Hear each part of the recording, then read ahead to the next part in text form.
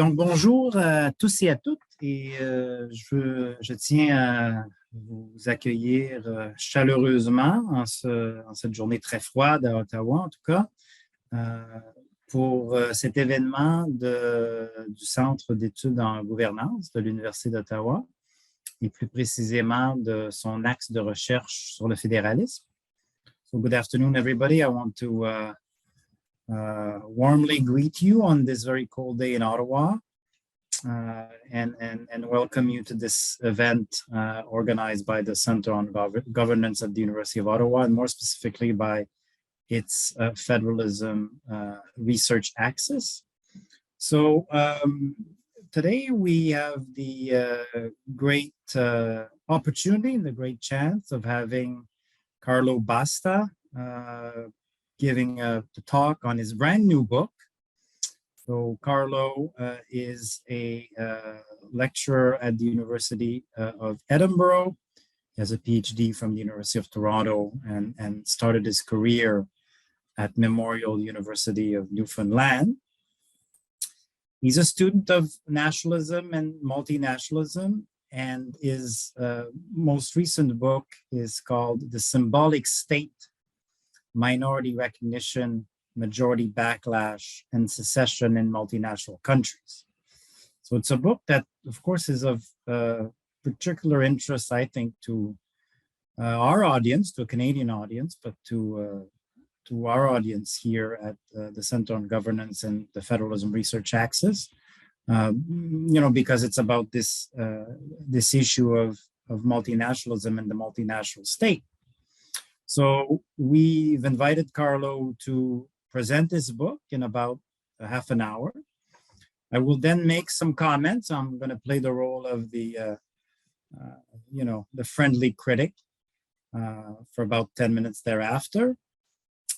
Following that, Carlo will have a chance to react to my comments. And then we'll take some questions from the crowd, so our virtual crowd. So if you have any questions for Carlo, please write them in the Q&A. L'événement est en anglais, mais évidemment, vous pouvez poser vos questions en français ou en anglais. Si elles sont en français, je les traduirai pour notre invité. All right, so Carlo, welcome, virtual welcome, of course, to the University of Ottawa and its Center on Governance, and it's all yours. Thank you, Andre. Thank you very much for welcoming me yet again.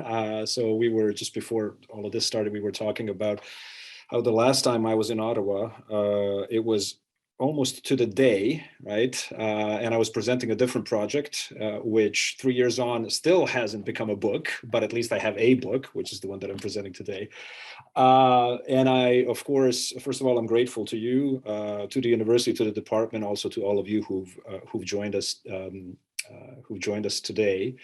I'm sorry that I'm not able to be there in person for most reasons, except for one, which is, of course, this morning when I woke up, in advance of this presentation, I took a look at the weather forecast for Ottawa, and I saw just how cold it was. And so if there is a silver lining to the fact that I can't be there in person, that's that. But for all of the other reasons, I'm really, really sorry that we can't do this in person. So hopefully we will be able to do it in due course. Now, and I will try to make it within half an hour, and I'm pretty sure that I can actually do this. Should be doable. The book itself, I just want to give you a bit of a brief intro to it.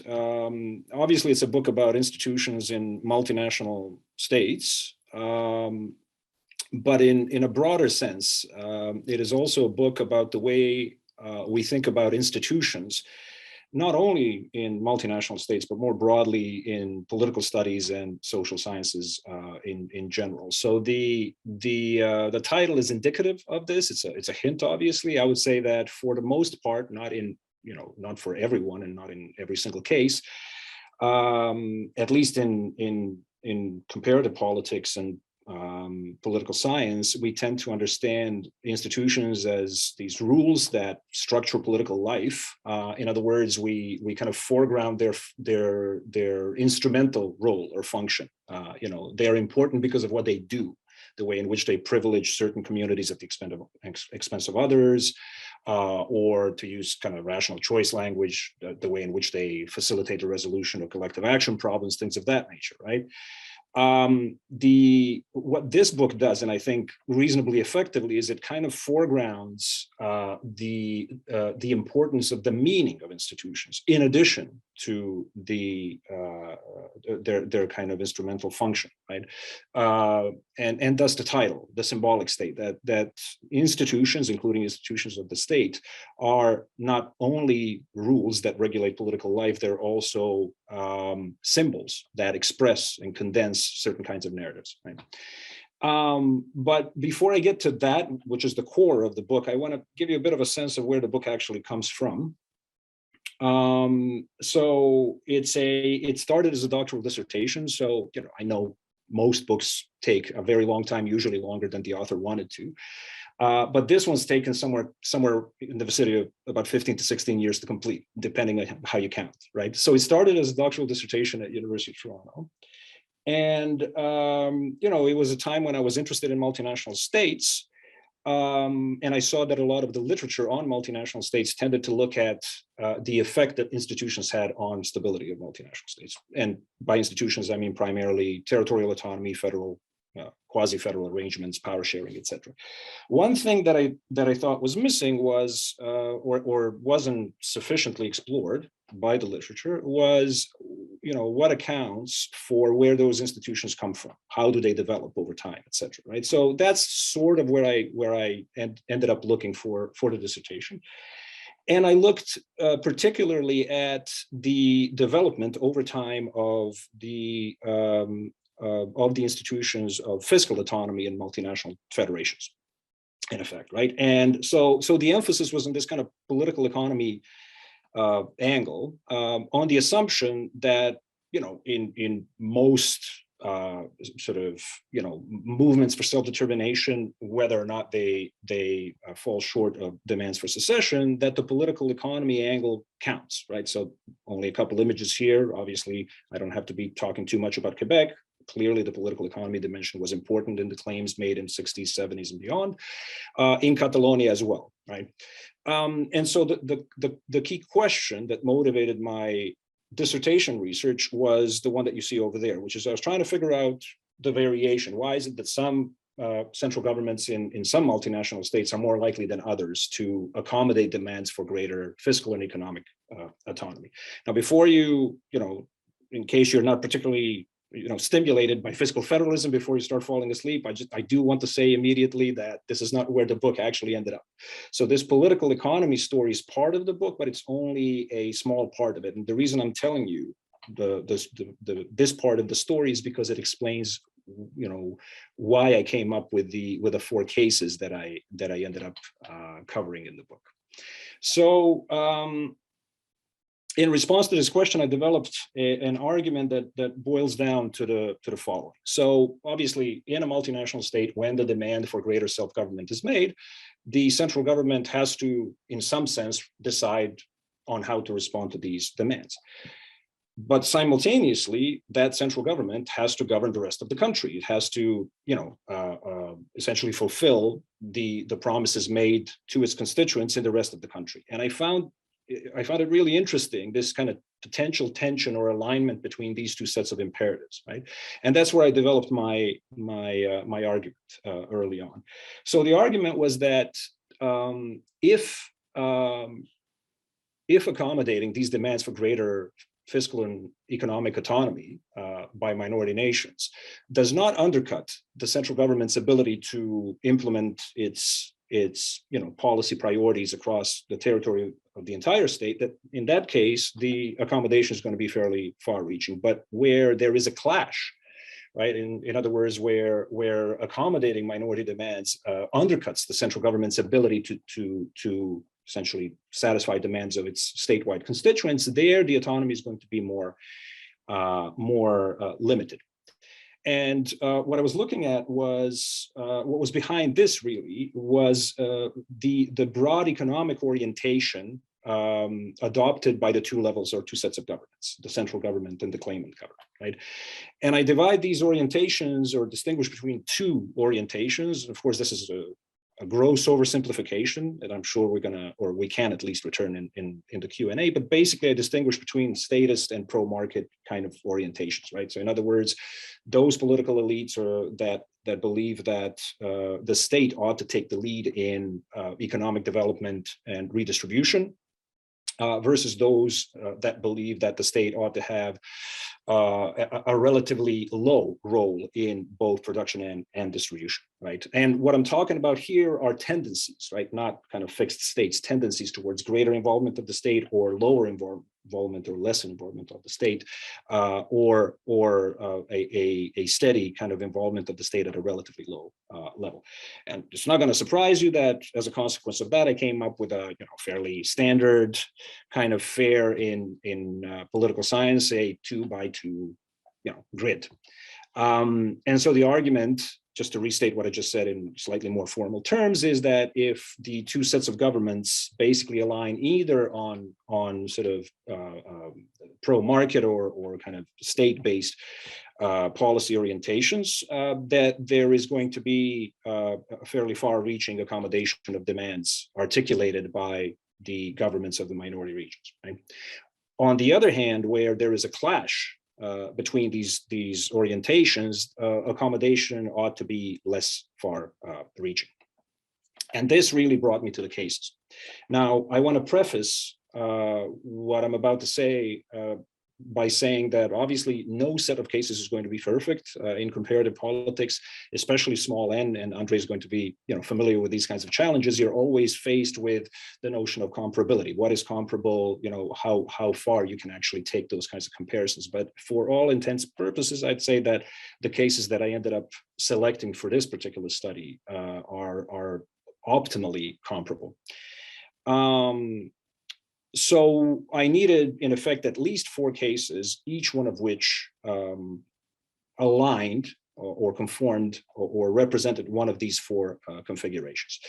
So the first one was the Catalan case within Spain, starting with about 1980 onwards, on the logic that the Spanish and Catalan governments, broadly speaking, even though, of course, they believe that market forces should also be buttressed by increased social spending, especially in the 1980s, essentially adopted the long-term policy perspective that emphasized the primacy of the market.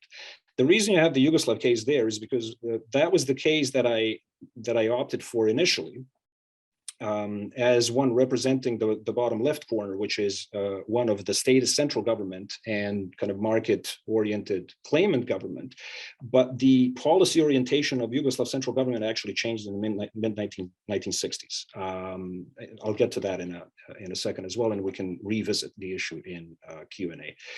The next case was Czechoslovakia in those last 3 years of the country's existence, so between 1989 and 1992, and the rationale there was that the central government and the Czech counterpart were kind of gung-ho, pro-market, without adjectives, etc., whereas the Slovak political representatives were quite apprehensive about that course of action and were preferring an enduring role of the state in the economy in order to kind of soften the blow of market reforms of that era.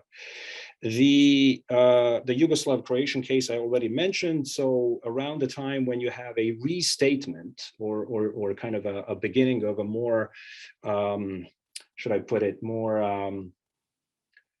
concerted set of demands that Croatia and Slovenia were making on the Yugoslav federal government, the two sets of governments were kind of faced in opposite directions. The central government was dedicated to the dominant role of the state in investment and distribution strategy, whereas the Croat and Slovene governments were increasingly emphasizing the role of the market. And again, I can completely understand where the confusion might arise, but we can revisit the market orientation that ended up emerging in the Yugoslav case in mid 1960s. And then finally, I have Canada with Quebec from 1960 to about 1984. The reason it's 1984. Is it, this is this presumably, and for some, the introduction of kind of neoliberal reforms through the Mulroney government. But obviously, you could pick a different date. You can argue that already by the late 1970s, there were kind of counter elements, or that truly neoliberalism arrived in Canada really with the Chrétien liberal government in the mid-1990s. The whole point here, though, is that in the 1960s into the 70s, both the government of Quebec and the government of Canada were expanding the role of the government in the economy and society. So this was my menu of cases, and then I scoured the historical record. Essentially, tried to figure out whether or not those assumptions that I just articulated for you held. So the next slide contains a little bit too much information for my taste. Normally, when I do presentations, I have an image and a couple of words. I prefer not to kind of overwhelm. But the whole point of this is just to give you a bit of a sense of the findings of that first political economy bit, right? So you have the cases, the core demands, what I expect the outcome to have been in light of the theoretical premises that I developed earlier, and then whether or not the expectations of the theory have been confirmed. And again, I'm not entirely comfortable with what I ended up with here. But broadly speaking, I think the story generally does hold, particularly in comparative perspective. And again, we can revisit this in the Q&A. But again, the reason I'm telling you about this political economy story is to give you a bit of a sense of where the case study and the selection of the cases that I deployed comes from. Now, what happened as I finished my dissertation, and I would sort of parenthetically note that I'm much happier with the way in which I treated this whole political economy story in the book than in the dissertation, but it's essentially the same story, right? But as I was finishing the dissertation, I really wasn't happy with what I ended up with, right? And one of the reasons that I wasn't happy was, and this was not just me, this was my doctoral supervisor, Jeff Kopstein, and also people in my doctoral defense, essentially, and others, asking, well, okay, this is cool, you kind of, it's a nifty little model, but what does it tell us about the big stuff, right? Like, what does it tell us about, mobilization, nationalism, state breakup, secessionist kind of crises, that kind of stuff, right? And this kind of was one factor that prompted me to start kind of broadening the purview, trying to figure out what it is that these cases could tell me about those bigger kinds of questions about a longer term development and political dynamics in multinational states, including mobilization and potentially secessionist crises. So I sort of rethought the entire project, right? And basically went to the start and had to kind of revisit my starting point. So the initial, understanding of the institutions that I developed was that instrumental bit, right? But I understood that I needed to kind of broaden the scope in order to come up with a story that had a little bit more analytical traction. So I restarted, and this was after dissertation, so that was about 2012, 2013, or thereabouts, essentially from the following premise, right? So when the purported representatives of minority nations stake out a claim for greater self-government, they're doing two things at the very least, right? So the first thing that they're doing is that they're asking for more resources and more, I suppose, power, right? More levers of power in order to do other things, in order to protect the interest of the community, if you want to kind of look at it that way, etc. So that's the instrumental side of the demands. But at the same time, they're also asking for recognition. And the recognition bit is the more symbolic side of these institutional demands, right? So they're asking to be recognized as a national community in their own right, but they're also asking for the elites in charge of the central government to recognize that the common state, the Canada or the Spain or whatever else, right, is not simply a state of an undifferentiated, however diverse, but essentially a single political community. In other words, they're asking for recognition that the state is a multinational, binational, multinational, plurinational state. And of course, that recognition in institutional terms can take a number of forms. One of them could be some sort of federal asymmetry. So, the institutional design can be a signal of this multinationality. But it can also be what I call in the book institutional stamping, right? So the constitutional or quasi-constitutional recognition of the status of the relevant or the claimant community as a nation, or the recognition that the state is in some sense multinational. And when this dual character of the demands, the instrumental and the symbolic character, is kind of recognized, then a much more comprehensive story starts to emerge. And that's what happened to me, right? I basically said, okay, let me look at these 4 cases that I developed this political economy story around. But let's see how this kind of dual track set of demands, the instrumental and the symbolic, play out. And so I looked at 30 to 40 years, right, in 3 of the 4 cases, and came up with a following stylized narrative. And that's the core, essentially, of the argument of the book, right?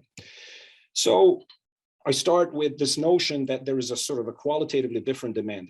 There's a qualitative change in the kinds of claims made by the, again, purported representatives of the minority nation. And, in the Canadian case, we're talking about the Quiet Revolution, 1960, in the Spanish case, 1978, 1980. So, the new constitution at the end of the Spanish transition in Yugoslavia was also kind of 1960, and clearly in Czechoslovakia with the fall of communism in 1989 and early 1990.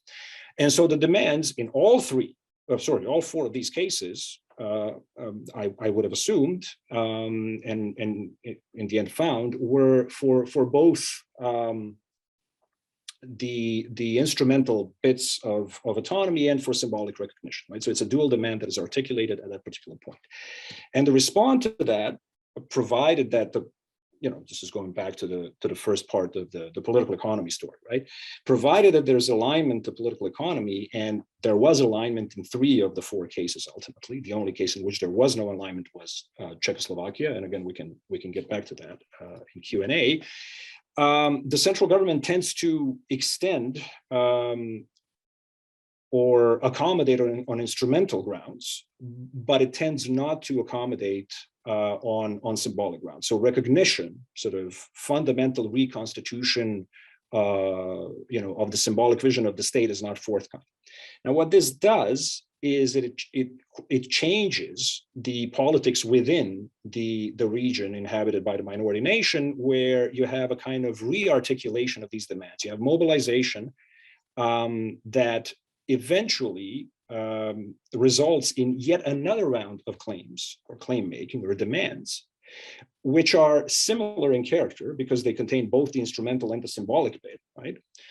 But the symbolic bit tends to get foregrounded significantly more than in the first round of claim making.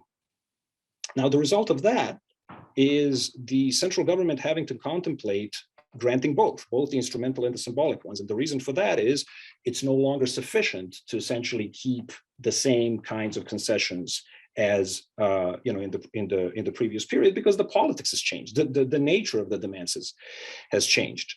And so in the second round, I expected to see a response that would have combined both the instrumental and the symbolic bits. And here, the entire story changes, because accommodating the symbolic demands of minority claimants at the same time means undercutting the self-image that at least a significant proportion of members of the majority community have of themselves and the state that they inhabit. So if you want to use more social sciencey language, it undercuts the ontological security of at least a segment of the majority population. And this sets the ground for at least the potential for majority backlash. And what I mean by this is open political mobilization, right, by at least a segment of the political elite on the majority side against granting these concessions to the minority project. right? And there's two things that happen here. The first is that there's, for the first time, a clear and unambiguous demonstration of the rejection of the way in which the minorities perceive themselves and the way in which they perceive the state by a segment of the majority political elite and potentially population, and a high likelihood that whatever concessions were made or attempted to be made would be either rescinded or reversed. And it's really this, right? So this backlash and reneging on the attempt to accommodate the minority demands that leads to this, to secessionist crisis. And I articulate, so I define as, I mean, it's not exactly arbitrary, but I define secessionist crisis as a situation in which the support for independence comes close to or exceeds 50%, and where the political elites in the minority region essentially start to pursue independence either through a referendum or other means, right? So that's the broad story. And then I ended up essentially trying to figure out if this story really holds water in all of these cases that I looked at. And so, I mean, this is, again, going back to what I did at the end of that political economy bit, a little bit too much information perhaps, but bear with me. I'm going to try to essentially articulate what it was that I found and what you can see in the book. So the expectation is, in that first round, right, even if there are fairly far-reaching instrumental concessions, right, more resources, more policy autonomy, etc., but if they're not combined with symbolic concessions, then there ought not to be politicized majority backlash. And by extension, where there are symbolic concessions, that this ought to be followed by some form of majority backlash. And what I found was that, in fact, in round one in Canada, Spain, and Yugoslavia, during those early stages, that in fact there was no kind of concerted, politicized attempt to reverse the concessions that were made. So in Canada, we're talking 1960s into 1970s, in Spain, 1980s, 1990s, and Yugoslavia, 1960s. And in fact, into 1970s, Yugoslavia is slightly different, I think, because it was an authoritarian regime.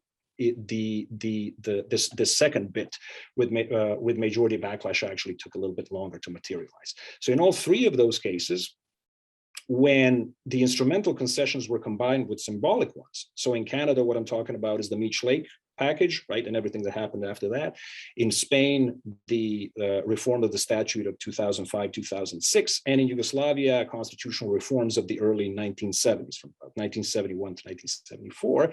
You saw this kind of rising political opposition, open political opposition to what was happening, to the concessions that were either contemplated or that were actually granted. By extension, I would have expected that where there is no majority backlash, there would be no secessionist crisis, except, of course, and where there was majority backlash, that there would be a secessionist crisis. So what I saw in Czechoslovakia was that the first expectation actually did prevail. Now you're going to say, hang on a second, didn't Czechoslovakia break up? You're absolutely right, it did. But the reason Czechoslovakia broke up was because of an elite deal between the leaders of the Czech Republic and the Slovak Republic, not as a consequence of widespread mobilization for secession. So support for independence in Slovakia never exceeded 20% throughout this time period. And the only political party in Slovakia that was asking for full independence won somewhere in the order of 10 to 12% in the 1992 election, right? So there was no sort of explicit mobilization among the Slovaks for independence from Czechoslovakia, right?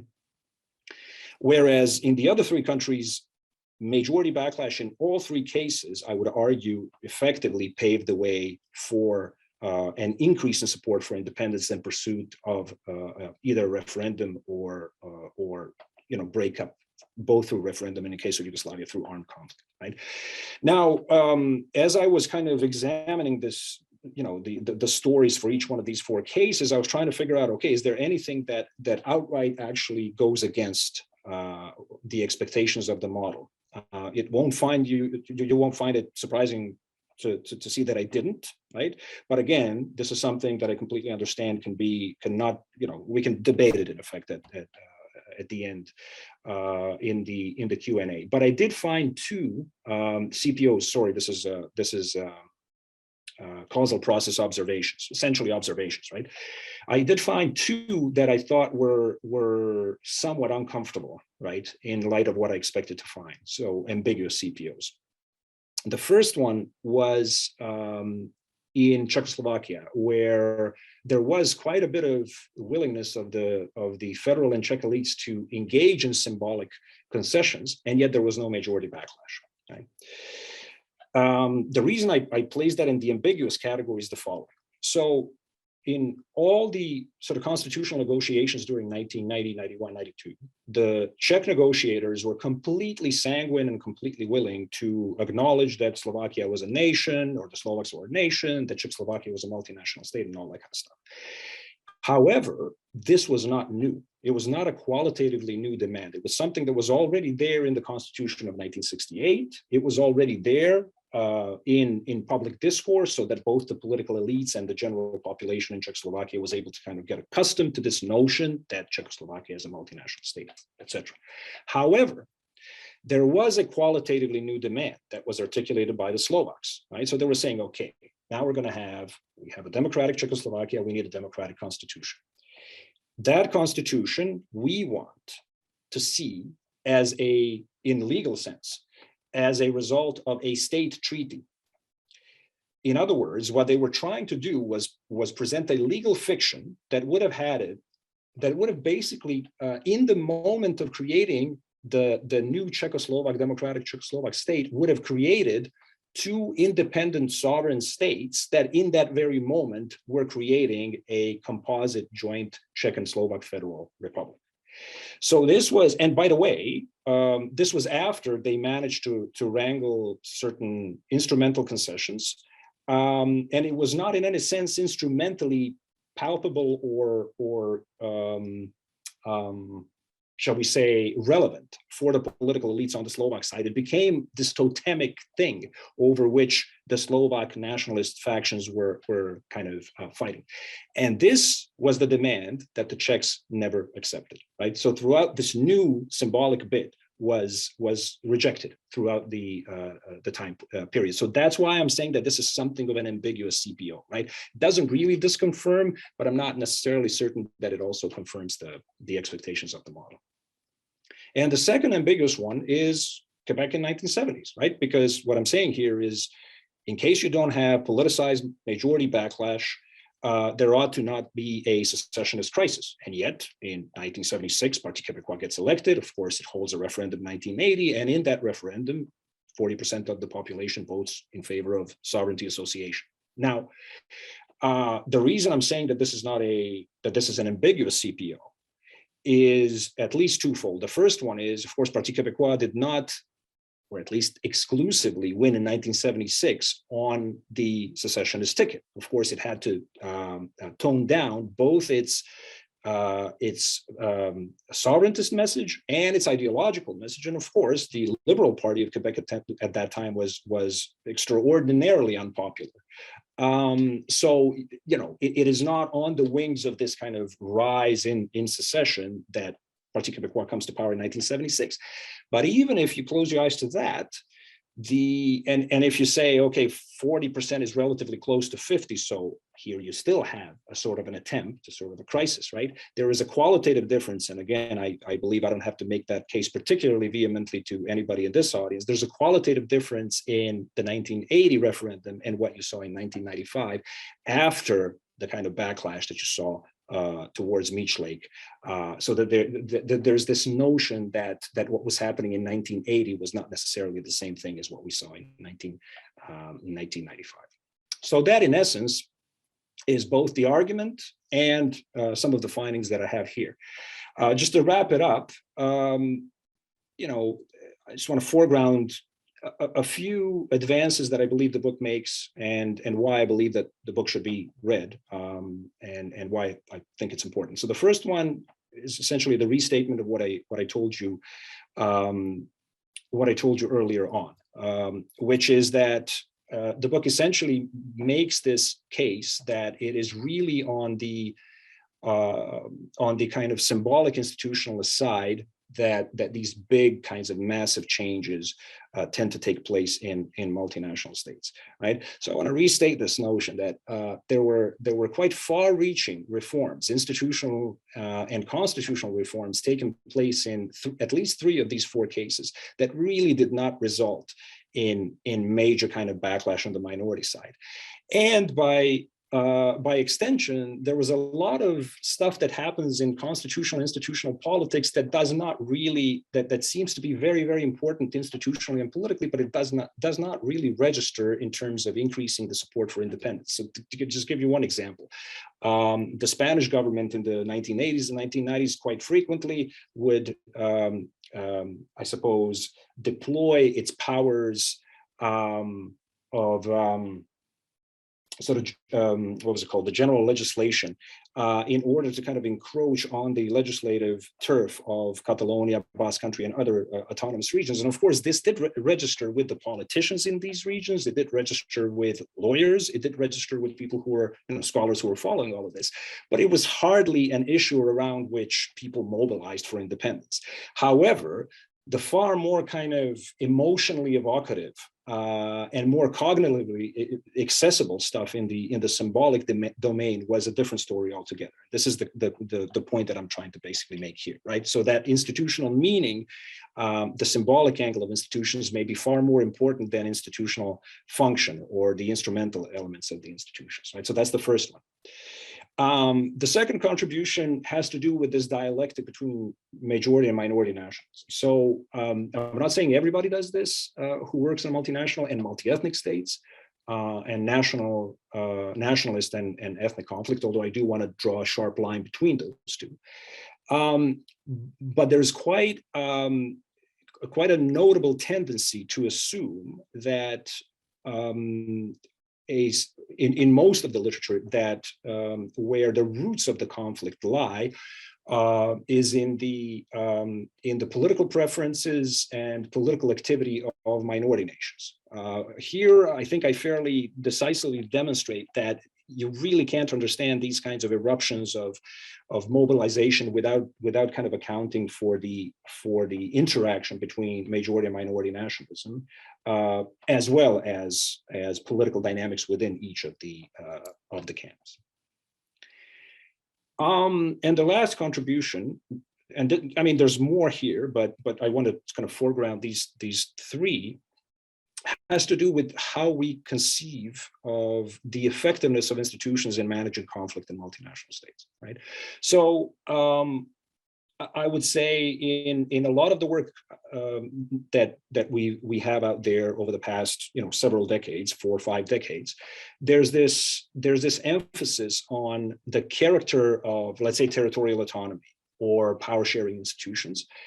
And that it is the character of these institutions that determines how well they will help us manage nationalist conflict and tensions in multinational states. Here, what I'm trying to say is that the notion of, let's say, the inclusiveness of different kinds of institutions, or how well they protect interests of different kinds of communities, that all of these kinds of things that we tend to assume in a lot of the literature are not nearly as important as the process, the political process of implementing and developing these institutions, that it's the process itself that actually has a very, very important role to play in what kinds of consequences these institutions may have on the political dynamics of multinational states.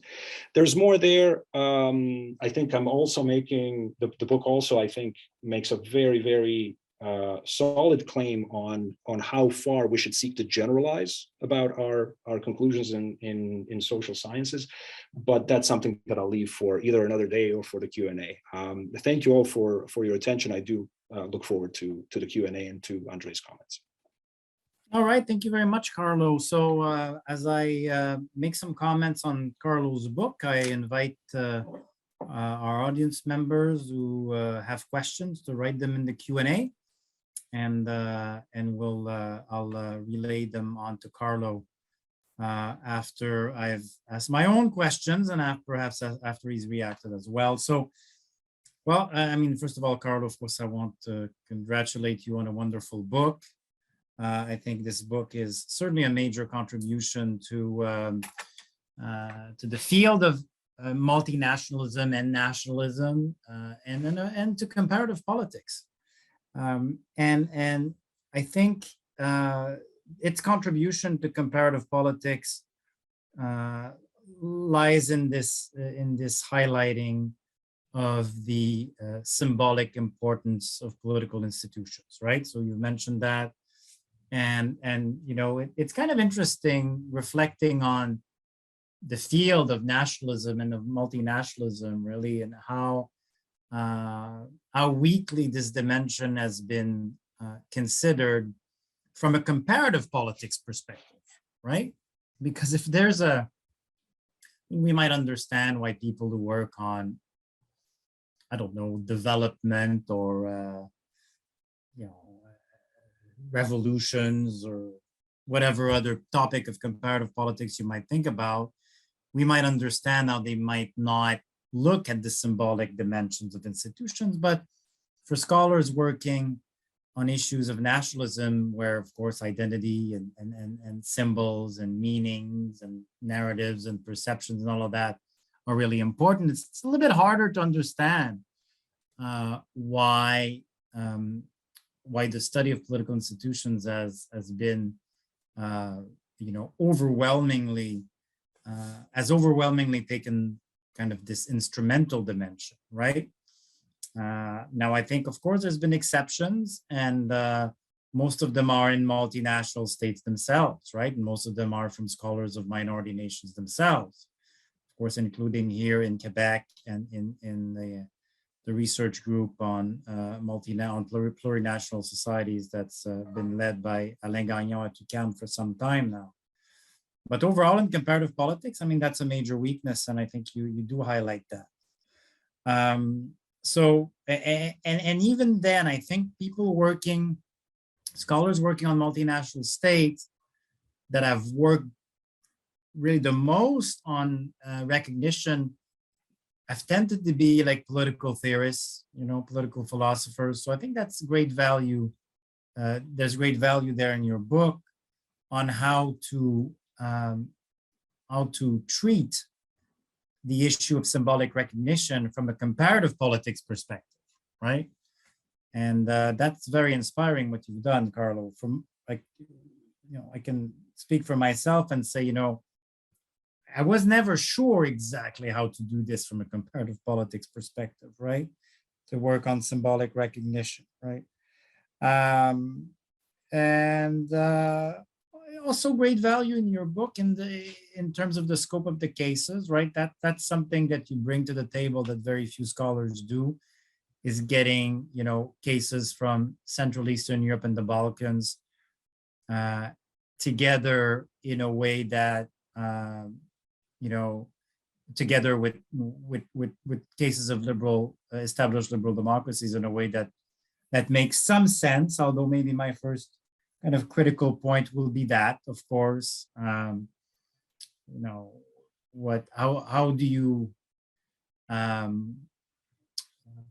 maybe not defend, but how do you I guess, yes, defend, you know, this comparison where Yugoslavia in your timeline, of course, had no liberal democracy, and neither really did the Czech Republic, right, before it broke up. So are you saying, despite your modest kind of framing of generalization possibilities, that in fact, you know, there's great generalization potential here, because you do have two cases that were not liberal democracies, and your theory seems to hold. So I would like to hear you on that. There's a few more maybe friendly criticism for you, Carlo.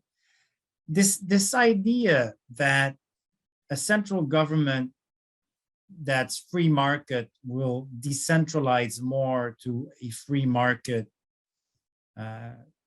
you know, government of a minority nation, I'm not convinced. I'm not going to say it doesn't work, because of course tend to show that it works in your timelines for your cases in your timelines.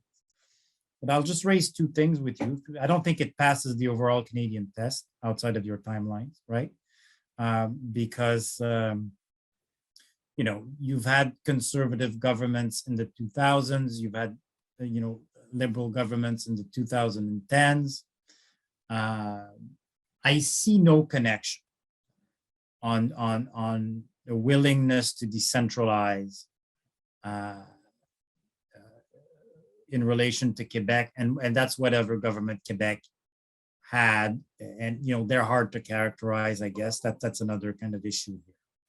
So I don't think it passes this broad empirical test if you get out of your timelines.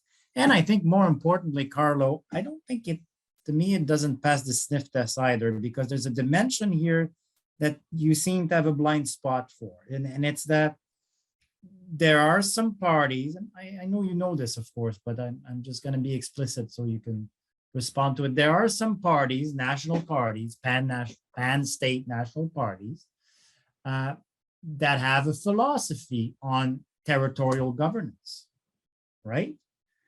And to me, that's the key, right? If you come back to Canada, so, the Conservative Party beginning with Brian Mulroney and thereafter is just more comfortable with more decentralization.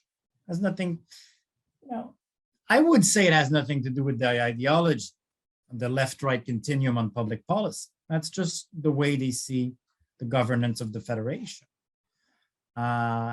Whereas for other parties, it's uncomfortable, right? And to me, that's the key, is how do they see decentralization? I would then even add for you that there's a symbolic element there. Then I'll go on to my other bit of criticism. You say many times in the book that it is possible to analytically separate the political economy story and the symbolic story, and you kind of do it well with your model there.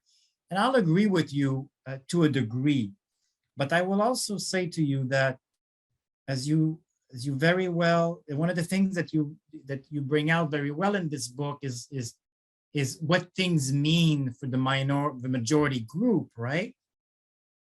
Well, decentralization, I think, even in pure policy terms, still has a symbolic element for the majority group, right? Because for many in the majority group, and for many of the parties that are important in the majority group, decentralization is compromising unity. It's compromising their nation, right? So I'd like you to react to that as well. Finally, my last bit of friendly criticism. Here I will take you on unfair policy territory. So, I've also, in doing this exercise with my own book, I've had to kind of respond to at least one former politician who told me, this is the policy recommendation and it's really bad. So I'll do unfairly a little bit the same with you, right? So basically, if I read your book as a politician, I would say Carlo is saying, central states should not recognize minority nations, because if you do, there will be a backlash, because symbolic stuff, so it's explosive stuff. There will be a backlash in the majority group, and then there will be a secessionist crisis. That's exactly what if I'm a politician, which I'll never be, but that's how I would read you. So your policy advice is that there shouldn't be symbolic recognition, because it effectively leads to a secessionist crisis. So you can correct me if I'm wrong, but that's the way I would see it. Now, if that's what you're saying, then my question is, where does this leave us, right? Us as multinational states, multinational democracies, right? For which I have a lot of sympathy. That's my normative ontological view, I guess. So you're saying that there's not going to be any secessionist crisis if there's no attempt at recognition. Let me maybe, I don't disagree with your model, because the empirical is there. I think recognition does trigger backlash and does present potential for secessionist crises. But part of me is like, okay, then there's never any learning, right? There's never any learning in the majority group about what the minority nation wants, needs, and so on and so forth. So isn't it possible that, and I'm not arguing with your empirics here, I'm going to argue at a theoretical level, right? So isn't it possible that there could be a process of learning resulting from recognition claims and acknowledgement of these claims, and maybe partial, implementation of some form of recognition? You can do it maybe bit by bit. There's some learning. Come back to the Canadian empirical terrain here, right? Where we have, of course, the House of Commons motion that the Québécois form a nation in a united Canada. We have, some Supreme Court decisions too on Nadon, for example. So we have bits by bits things. I mean, has there been learning? Not sure, but I think to a degree there's been. I mean, we have a Prime Minister of Canada named Trudeau who refers to Quebec as a nation, not often, but he has, and fairly unproblematically. So I guess what I'm saying is, I think your policy prescription, as I see it, is quite safe, right? If you're concerned with, that's also, I guess, a criticism that's been directed to me about my own book is, your concern is the political stability of the multinational state. So maybe I'm going to direct this at you as well, right? That's your concern. But what about, say, the minority nation, or and so on and so forth, right? So aren't we losing potential for learning and maybe change in the multinational state if the policy advice is you shall do no recognition? So I will maybe now give you a chance to respond before I ask you questions from the Q&A. Great, sounds good. Thank you so much. I mean, lots to consider here. I hope you don't mind that I mix it up a little bit. I start with the last bit.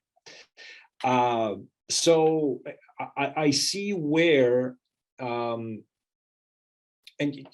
you've read the book, so you know that I was explicit in the intro chapter. I said that this book is short on policy recommendations, but the clear implicit, I think, policy recommendation, you're correct, would be either don't recognize, or I would say more, and this is something that I've already said in other forums, if you're going to recognize, make sure that you are not going to be provoking some sort of a backlash. In other words, if you're the central government, make sure that all the relevant political actors in your camp are not tempted to use that recognition as a political football to try to undercut your position, right? So the problem there, of course, is, especially in democratic politics, how do you ever know, right? So the message is less don't recognize, it's more, it's probably better not to recognize than to recognize and take that recognition back. And that's the critical element of the book, right? So it's not the recognition that was the problem here. It was the fact that it was offered. People got mobilized around this recognition. Expectations were raised. Expectations were raised in Quebec in the late 1980s. Expectations were raised in Catalonia in the early 2000s. Expectations were raised in, Croatia, Slovenia, etc. Right? You raise those expectations and then you pull the rug. Right? That is the, that's the problem. That's the core issue. Now, nevertheless, there is still, the argument to be made that it's still a pessimistic kind of view. It's like, well, if that's how it is, you probably ought to be quite conservative if not doing that, right? But as you said, there's a range of things you can actually do, short of mega constitutional politics. And you talk about learning. I think, yes, the Canadian federal elites have learned their lesson, but the lesson is do not touch mega constitutional politics with a 10-foot pole.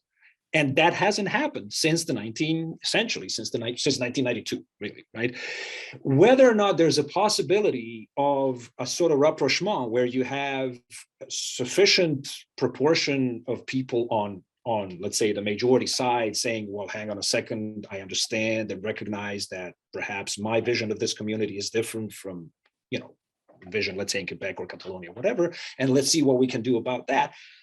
I mean, I suppose it's possible. I would need to, you know, I would need to look at actual concrete examples, but I think just doing that basically undercuts our ability to imagine futures that are different, right? And it is conservative, you're right. So fundamentally, the book actually does have this kind of small c conservative message about, yeah, be kind of careful. But again, I do emphasize that there's ways, different kinds of ways in which you can extend recognition, perhaps in different kinds of ways to try to prevent that kind of backlash. Or if you're going to do something big, kind of make sure that you have your camp in check so that you don't have this kind of a backlash, right? But then, of course, the question is always, how long does that prevail? Can it get institutionalized? Let's say if Meech Lake went through, right? If there was no kind of opposition to it, then if it sailed through, does that mean that everybody in Canada basically would have, you know, Canada outside of Quebec primarily, would have gotten accustomed to that and been completely okay, and you wouldn't have had some kind of backlash against it in the future? You know, one could assume perhaps yes, right? Which goes back to those big moments of constitutional change, right? So I would say I see where you're coming from, but I think the message, the policy message, is a little bit different, right? It's better not to even try than to try and take it back, right? And I think that's an important one there. Does that? I hope that kind of answers, at least to a degree, right? I would, and thank you very much for the introductory words. I would say I agree with you. I don't think that comparative politics has done enough to look at this kind of symbolic dimension of institutions. I think, as you said, people, you know, Alain Gagnon, Ferran Requejo, Michael Keating has done this. You have done this. And yes, there is a tendency of people in multinational states to do this kind of stuff, right? You're not the only ones. There are more people, obviously, right? But even there was this tendency to look at the recognition angle and how it plays out among minorities. Whereas the recognition angle, or the misrecognition angle, right? How that plays out among majorities, that's something that hasn't really been done. And I think that's where the book actually makes a contribution. And I think that's where the book's contribution extends far beyond the multinational states, because you can kind of look at that logic and see how that plays out in terms of, you know, race relations in the U.S., for instance, which are also majority minority, but in a kind of different, you know, in a you know, this kind of majority backlash. Well, hang on a second, what do you want now? Type of thing, right? Which is very similar to, oh, hang on a sec, what do you want now, you Quebecers, or you Catalans, or you Croats, or you whoever, right? So I think there's where the book actually makes that contribution. In terms of case studies, I was for a very long time apprehensive about them. Precisely for the reason that you said. But then I was like, okay, hang on a second. If I can show that the process, right, the process that I'm kind of hypothesizing works as expected across regime types, well, then maybe there's something quite important here, right, to kind of consider. So I would say, in defense of the Yugoslav case, there's something, you know, if you were to say in Yugoslavia, actual autonomy was not even possible, right? So what's the point of looking at how the central government responds to claims for autonomy? Then I would say, yes, you're right. And that's why I'm not looking at Czechoslovakia prior to 1989, because, you know, essentially between 1949 and 68, 65, 68, that wasn't really a possibility in Czechoslovakia. And then after the crackdown, the Soviet crackdown in 1968 until 1989, again, it really wasn't possible, right? But in Yugoslavia, that's not the case. It was the only former communist country in which actual autonomy was feasible and possible for a number of idiosyncratic political reasons, and we can get into that, right? But you did have a country that effectively confederalized, so that by the end of the Yugoslav state, you know, I honestly, so I was, as you know, I was a keen observer of the Catalan situation, right? So I was observing what was happening in 2017. You know, the reason that the Spanish government was able to sideline the Catalans the way they did was because the Catalans didn't have the kind of autonomy that the Slovenes and the Croats had in 1990. So you had a multi-republican presidency, collective presidency. You had confederalism basically baked into every single pore of that institutional edifice, right? And yet, so that's sort of my point, right? If you can have a regime that is not really a multi-party regime in which you have similar kinds of dynamics play out as in multi-party regimes, then perhaps there's something there that is more pertaining to multinational states, as such, regardless of the regime type. And again, we can go into this in more detail as well. Czechoslovakia was, in fact, a multi-party system from 1989 to 1992, which is the time period that I look at it, right? It wasn't a particularly long, the longevity wasn't there, but it was certainly a very, very competitive multi-party system, both at the federal level and then at the republican levels as well. And again, I would argue, I think an even stronger criticism of that would be, but that was this, transitional moment. So the politics are very different. And yet, despite that, I ended up observing similar kinds of claims, counterclaims, and dynamics in this particular instance as I did in the others. So I think, again, given the differences in the context and yet similarities in claims and processes, I find the comparison compelling. The alternative to these cases would have been perhaps the UK, but the reason I didn't pick the UK was to a significant degree because I think the UK is so unusual as a multinational state that it is effectively fundamentally the notion, the idea of the state that prevails in the UK is fundamentally different than it is on the continent and in Canada, in fact. And I would argue that in that sense, Canada is far more similar in terms of its political culture and attitudes towards the state to the European cases, to continental European cases, than it is to the UK, right? And the other would have been perhaps Belgium, but in Belgium, you have a very different context in which the majority, in effect, acts as a minority, right? But I did, like in the dissertation, I did kind of look at that at the very end, but I decided to just not look at it in the book itself. So that's the cases bit.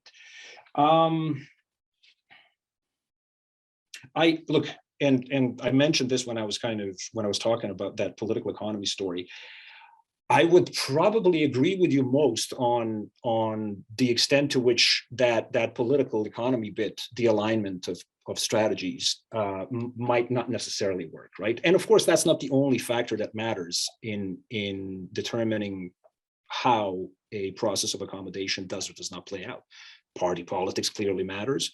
You mentioned party ideology as well. So if you have a different party in power, you can have different kinds of outcomes in terms of those instrumental concessions. I agree with that. But I do think that nevertheless, in those moments where those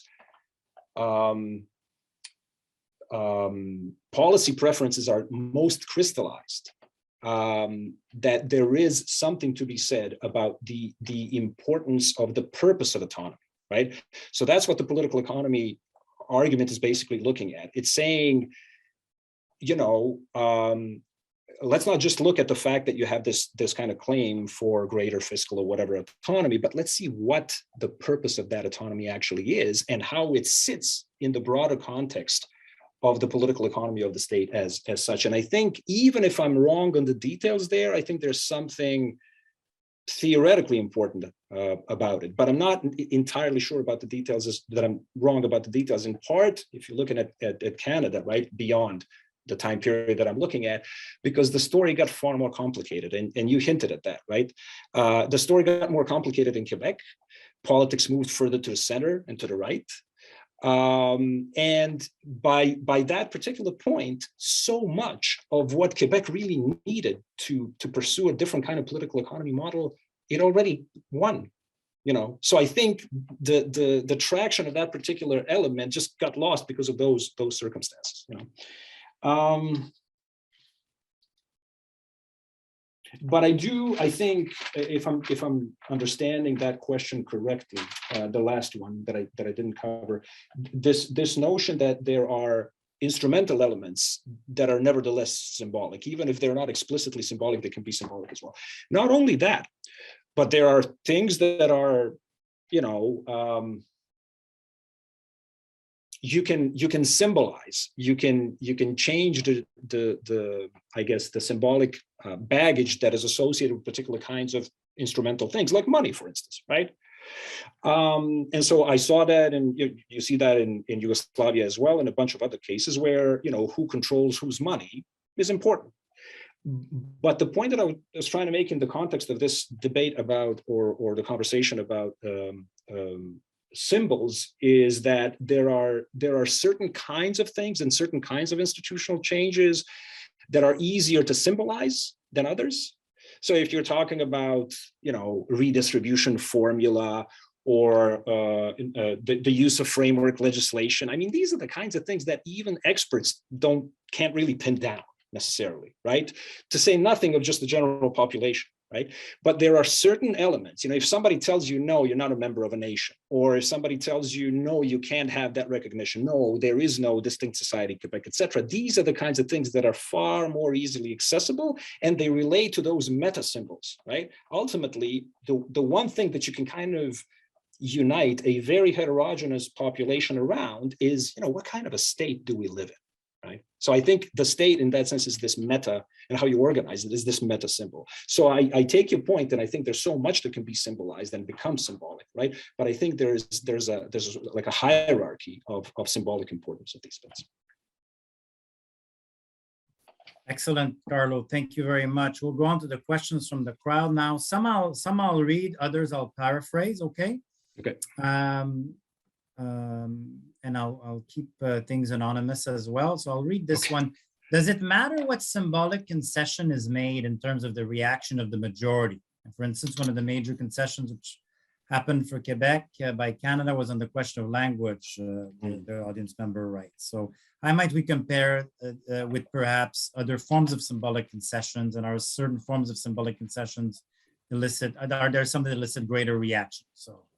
So that's, I mean, it goes right back to what I was just talking about, to my mind at least, right? So, you know, language is a key one because, and I would say language is different from a number of other issues, right? Because it's such a, and I got this question as well in Catalonia. I was like, well, hang on a second. I mean, isn't language both, right? It's instrumental. So if you have autonomy over language, it's instrumental, but it's also symbolic, right? And I would agree with that. I just want, like, I can't bring myself around to the notion that somehow either you would have nationalist mobilization to that degree on either side over the language issue alone. In other words, or to put it maybe differently, I'm not certain that I know of an example where the language issue alone, rather than the overall structuring of the political system, let's say, led to rise in support for secession. So I would say, yes, of course, it's important. You know, in Catalonia, what was important was, for example, the sorry state of infrastructure. So infrastructure became the symbol of, you know, Spain leeching Catalonia kind of thing, right? So it was symbolic in that sense. And it's also very instrumental, right? But it's not really the core issue over which you had the rise in support for independence that was so massive, right? So yes, I mean, I guess the answer to the question is I do believe, again, that there is a sort of a hierarchy of things. And I think language is quite high, but I think the highest symbol, if you will, would be the way in which you kind of organize the institutions of the state. And that goes back to, you know, the close link of nationalism and the idea of the state itself. Okay, here's a couple of questions for a colleague of mine. I like that first one. Let's see how you respond to this one. How does your model explain where you are now in Scotland? And I would add, you know, recognition without backlash, I guess. And then the second question is, I think it's coming back to policy, right? Is the lesson ultimately that there's too much danger in granting minority nations recognition? And our state's better at granting policy concessions and symbolic ones. So I think you do say that in the book, they're better at doing that. But I'll let you explain and expand. Right. There's one thing that I didn't actually say in response to yours, and I wanted to say, and it relates to this, which was, is my concern for the preservation of multinational states? Not at all, because you can draw all kinds of policy lessons from this. If you want to see a state break up, then you can look at this book and you can go, okay, well, this is what we need to do. We need to basically, and by the way, I interviewed a member of the Esquerra in Catalonia who told me that there were people in Esquerra before statute reform 2004, 2005, 2006 who were basically saying, let's try to see if we can rope the Spanish government into these kinds of, onto this terrain of recognition, on the assumption that they're not going to go there. Or if they go there, there's going to be some sort of a backlash, right? So it's almost this like, it's jujitsu, right? Like political jujitsu, right? So you can, yeah, of course, you can take that book and you can read it as a manual for how to secede or how to provoke a secessionist reaction, or you can read it as a manual on how to prevent one, right? So what does it do for Scotland? This is and that's why I was saying that I think the UK political culture is so distinctive, right? Because it is a rare multinational state in which, but I think in part that's precisely because of how it was established, when, etc., in which you have this complete ease with recognizing its multinationality. In fact, in the very flag of the United Kingdom, it's etymologically multinational, etc., right? But not combined with formal institutional expression of that multinationality in the usual terms, right? So territorial autonomy, power sharing, perhaps at the center, all that kind of stuff. Now, there were obviously institutional methods of extending self-government to Scots, in particular. But they don't come close to the kind of thing that we were talking about here, which is that you have your own, and when those things did happen, when autonomy, territorial autonomy or self-rule or devolution, as it were, did come, it didn't produce a backlash, right? When the question of having a referendum, holding a referendum was mooted, the central government in London said yes to it. And not only did it say yes to it, I mean, it went way further than anything what we saw in Canada. So in Canada, people go, oh, well, you can actually have a referendum in Canada, but the federal government never said, well, you can have a referendum and then, the next day you can leave. No, all that referendum might do is it binds or obliges the government to negotiate, perhaps, right? But the UK government was basically willing to go, okay, we're going to say yes to a referendum, and if you have 50% plus one, you can leave, right? No backlash to that. No backlash to either prior or after the referendum broadening of autonomy for Scotland. I mean, you can debate whether or not that was, how serious that broadening was. And yes, there is a kind of resentment that is building up in England vis-a-vis the concessions being made to Scotland, both fiscal ones, but also other kinds. But that's still it's a sport, right? It's not a political project yet.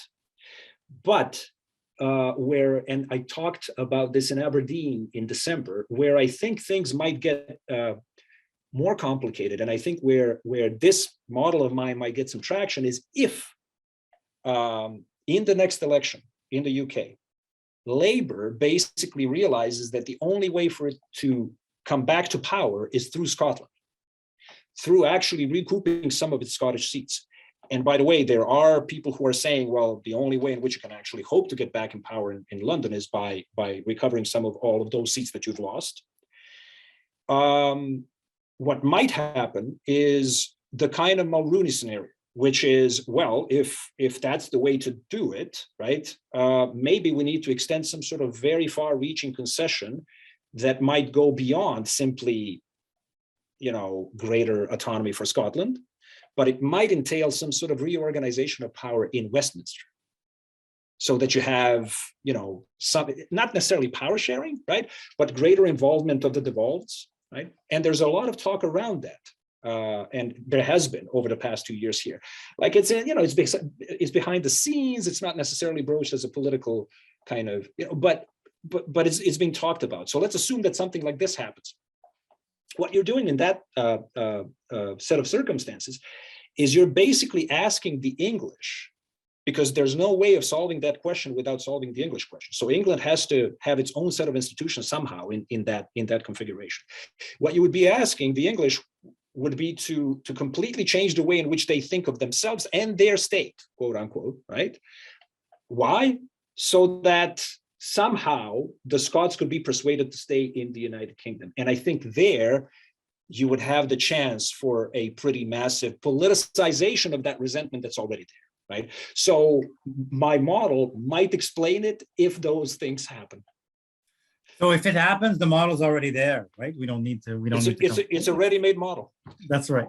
Okay, here's another one for you. A bit of a different question here. So if you were to suggest to a doctoral student who has an interest in secession some research avenues, what would they be?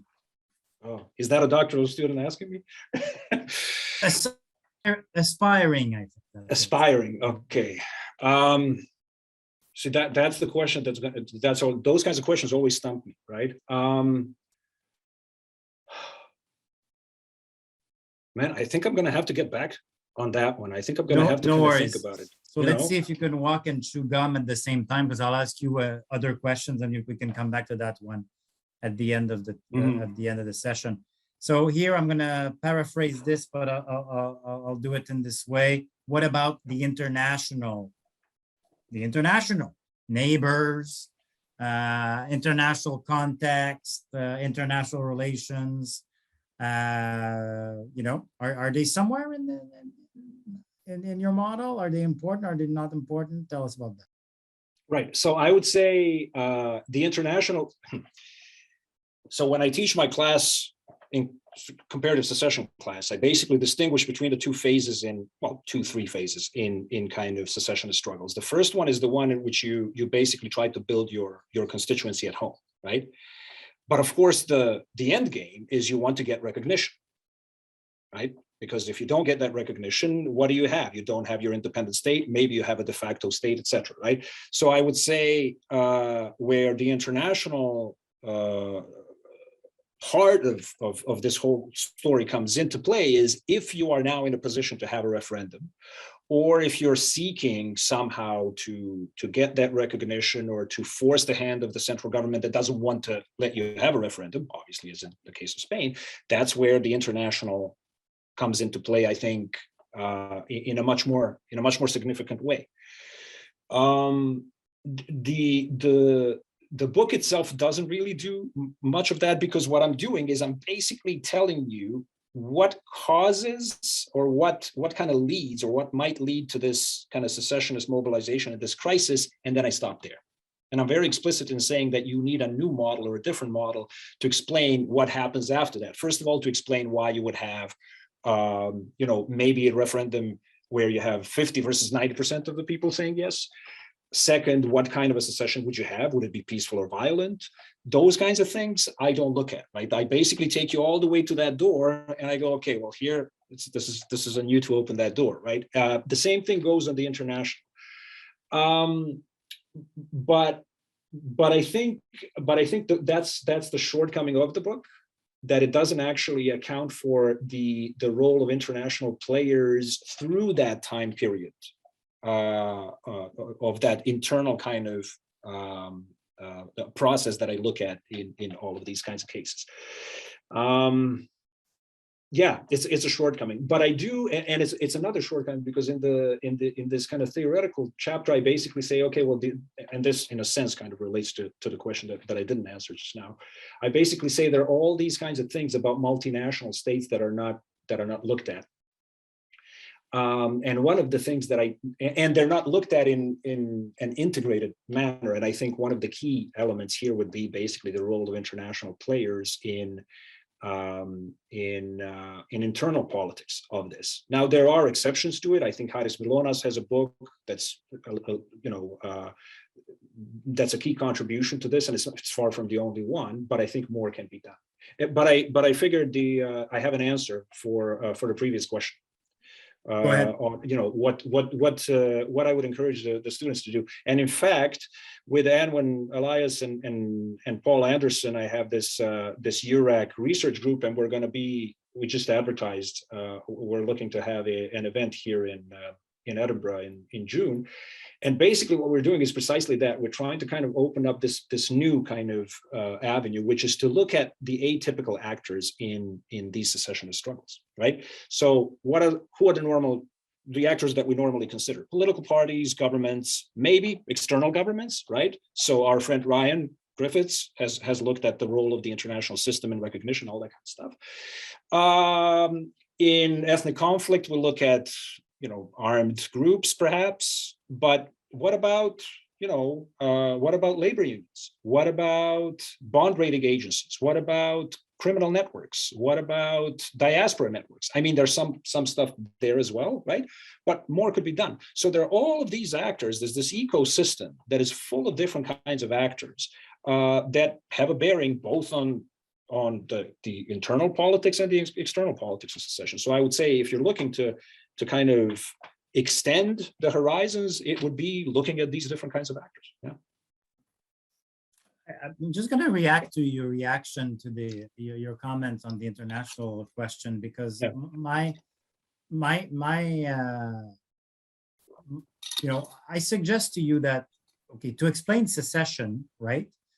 Yes, the international is important. So that's why work like Ryan Griffiths, I think, rightly delves into that. But I would suggest to you that your stories hold up, whatever happens outside, and I've often had that remark in my career presenting on nationalism in various European countries. People tell me, how about the European Union? Because there was always a sense that the European Union changes everything. I've always said, no, it's not important. It's not important in my story at all, actually. And most people would not believe that, but really couldn't show me how it was important. So I don't, my sense is for your story, actually, it's not important, but that's just me. You might want to think about that. Okay, I'm going to read another question to you. Okay, Carlo? Sure. How much did that's going to be the next to the last one, I think. Okay. So how much did the different visions of what I guess the secessionist state is and how power is to operate play into the minority view of what the state structure ought to be? That's kind of, I'm reading the question here, so take that however you want. No, hang on. Can you kind of Yeah. So how much differing visions of what the seceding state is and how power is to operate within the symbolic state play into the minority view of what the state structure ought to be? So maybe how does the minority community see itself, I guess, and how what's the impact of that for the secessionist project and the multinational state as a whole? That's what I think I understand from it. Yeah. I mean, again, I think there's what I identify here is a sort of a pattern, right? In terms, and I think the pattern kind of prevails in all four of these. In fact, I don't know, can you still see the what do you call it? The PowerPoint presentation or no? No. Okay, let's see if we can share it. I'm not really sure if that's actually, no, never mind. I wanted to perhaps share an extra couple of slides, but I don't think it's particularly necessary. I think it's not the image of the state itself or the image of the community. This is the real question, I think, right? So I think ultimately that would determine the kinds of the ideological thrust of the movement itself, right? And I think that's where you can kind of look at, is this some sort of a conservative or a more kind of radical revolutionary, et cetera, et cetera. I think that's a good question to ask. And I think that's one that we could kind of toss back to the previous question in terms of the kinds of things that we might consider in future studies of secession. I haven't really considered it that much, if I understand the question correctly.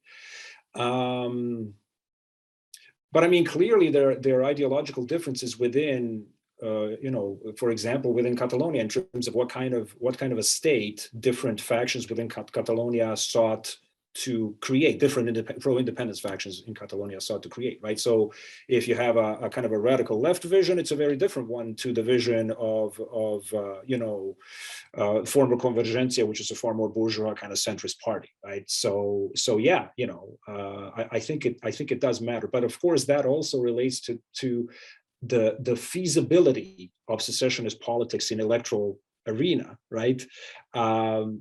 Because it goes back to this kind of coalition politics stuff. Like, what is your winning coalition, electoral coalition for a referendum, depending on where your kind of median voter sits. Right? All right, thank you. The rest, we have some comments. Basically language is someone says it's far from symbolic. It's mainly instrumental. I think it's both, of course, but we can debate the respective weight. Of course, it depends on the context, but in multinational states, of course, it's highly symbolic. We know that, right? And just, I guess there's a pushback on my comment that the EU is not important. Of course, my remark was that the EU is not important for secessionism. That's my argument. And that the Catalan secessionist crisis happens the same way at the same time, whether Spain is an EU member or not. So that's just my take. But do you mind if I comment on that? Yeah. So please go ahead.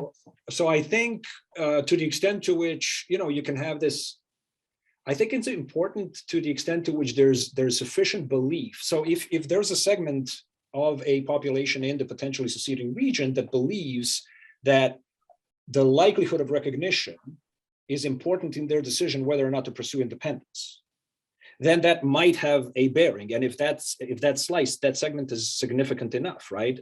So I think in the debates about the feasibility of secession, those debates, I think, link into the mobilization for independence as well, right? So I think there is something to be said about how you kind of view this possibility of actually exiting the state and then joining something else, or being recognized, or things of that nature. So in Yugoslavia, for Slovenia and Croatia, was all rejoining Europe type of thing, right? So the image of this external, but that's not the same thing as basically saying, well, external intervention or external action matters one way or another.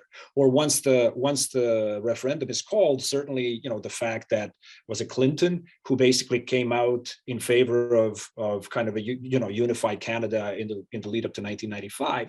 Did it matter? I don't know. But, had no weight, had no importance in my opinion. But it was a sort of a signal. It's a soft signal, but that signal can be harder, right, in other contexts, right? So I think to the extent to which these external factors might actually shift a segment of the potentially secessionist population one way or the other, I think they might matter. But and there's work on that, obviously, right?